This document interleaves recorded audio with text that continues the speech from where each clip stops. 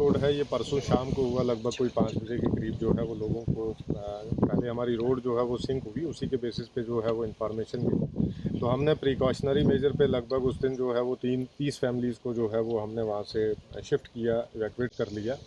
और दूसरे जो 26 फैमिलीज़ हमारी और थी जिनको हमने जो है वो दूसरे दिन सुबह जो है वो वहाँ से शिफ्ट कर लिया, उनका माल लाइफ स्टॉक जितना भी था उसको भी शिफ्ट कर दिया।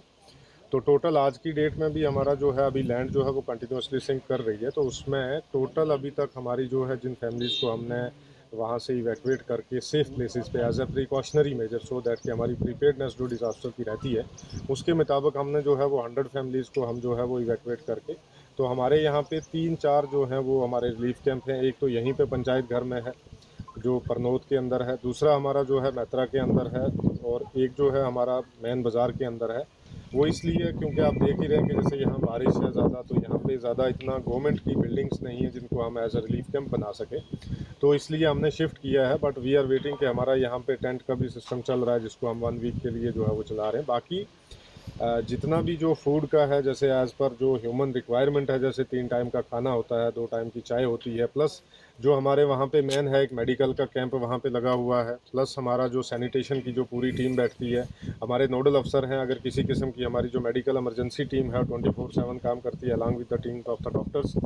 और बाकी जितना भी जो रिक्वायरमेंट्स हमारी है, जैसे अभी हमें बाकी चीज़ें हैं हम असेसमेंट कर रहे हैं। आज सुबह से हमने जो है वो यहाँ पे कैंपिंग की हुई है। आपने देखा होगा कि आप पीछे मेरे देख ही रहे हैं कि यहाँ पे जो district disaster management authority district की होती है, जिसका चेयरमैन डिप्टी कमिश्नर होता है, तो हमने यहाँ पे ऑफिस कैंप ही यहीं पे लगाया हुआ है। और ये हम तब तक ये कैंप यहाँ पे चलता रहेगा जब तक ये रिलीफ का सारा काम और पूरी असेसमेंट हमारी जो है वो पूरी नहीं हो जाती है। इस समय सबसे बड़ा चैलेंज आपके सामने क्या है? सबसे बड़ा चैलेंज इस समय ये है कि रेनफॉल जो हो रही है, सबसे बड़ा चैलेंज है। एक बार ये रुके सो दैट कि हम जो है वो बाकी असेसमेंट भी कर पाएँ। लैंड सिंक हो रही है, तो क्या अभी शुरुआती जांच में क्या निकल कर सामने आया? अभी हमारी जियोलॉजी की टीम जो है वो आई हुई है, वर्दी डिवकम जम्मू ने जो है वो टीम को सेंड किया है, तो अभी वो सैंपल्स वगैरह ले रहे हैं, तो आफ्टर उसके बाद जो है वो बताएंगे। But as a precautionary measure उन्होंने भी जो है वो यही बोला है कि इस एरिया को जो है वो अभी बिल्कुल किसी किस्म से ह्यूमन का इंटरफेरेंस जो है अभी नहीं होना चाहिए। रिहेबिलिटेशन के लिए सर क्या प्लान कर रहे हैं आप? रिहेबिलिटेशन के लिए मैं ऑलरेडी बता चुका हूँ। रिलीफ कैंप में क्या 500 के करीब लोग होंगे? अभी जो है हमारी कैपेसिटी तो आप जानते ही हैं, रामबन में जो है वो हमारे इंतजामात ऐसे हैं कि लगभग हम 25,000 लोगों को जो है वो उनका स्टे जो है वो करवा सकते हैं। तो हमारे पास इंतज़ाम का कोई इशू नहीं है। जितने नंबर ऑफ़ पर्सन होंगे, अगर 1000 होंगे, 2000 होंगे, 5000 होंगे, हमें उसका कोई इशू नहीं है। हमारे जगह जगह पे लंगर चल रहे हैं, जैसे यहाँ पे भी लंगर हमने लगाया हुआ, कम्युनिटी हॉल में भी है, दूसरी जगहों पे भी हमारा है। तो हमें जो रहने की जो अकोमोडेशन या रिलीफ कैंप में जो अकोमोडेशन या बेडिंग इन चीज़ों की है, उसकी हमें किसी किस्म की कोई भी किल्लत नहीं। लोग बेहद ज़्यादा डरे हुए हैं, लोग खौफज़दा हैं। देखिए, डिज़ास्टर एक ऐसी चीज़ होती है कि उसमें कोई भी ह्यूमन बीइंग होगा, इवन डीसी जो है वो भी डरेगा। इसमें डरने का मतलब सिर्फ ये है कि हमें वहाँ नहीं जाना है, बल्कि ये नहीं है डर कि हमें जो है आदमी जीना तो नहीं छोड़ता ना।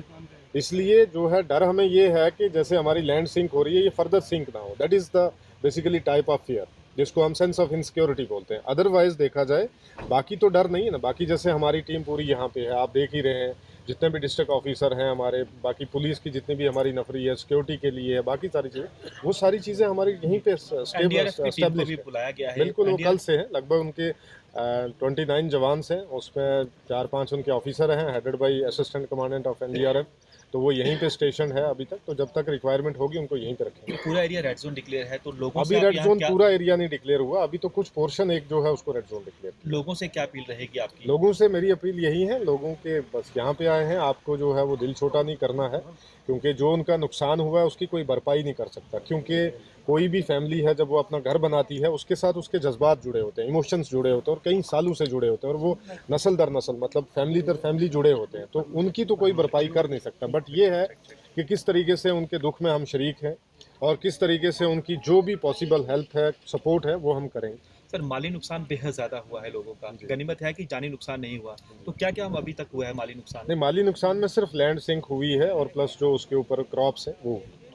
बिजली ढांचे को भी नुकसान हुआ? बिल्कुल, बिजली का तो जैसे आपने देखा ये 2 टावर हमारे जो हैं 400 केवी के जो हैं वो डैमेज हुए हैं। उसको भी जो है उनकी पावर ग्रिड के ये ट्रांसफार्मर्स हैं, उनकी टीम भी यहीं पे है, वो भी अपनी असेसमेंट कर रही है। और रोड कनेक्टिविटी भी खत्म हो गई है। रोड कनेक्टिविटी गूल की जो है वो ख़त्म है अभी, लेकिन हमने उसके लिए जो डिगडोल जो रोड है उसको हमने थ्रू किया लाइट मोटर व्हीकल्स के लिए, और बाकी जो मेडिकल इमरजेंसी है उसको हमने इस तरीके से सिस्टमेटिकली ऑर्गेनाइज किया कि वो हम संगलदान से बनिहाल में जो है वो शिफ्ट कर रहे हैं थ्रू ट्रेन।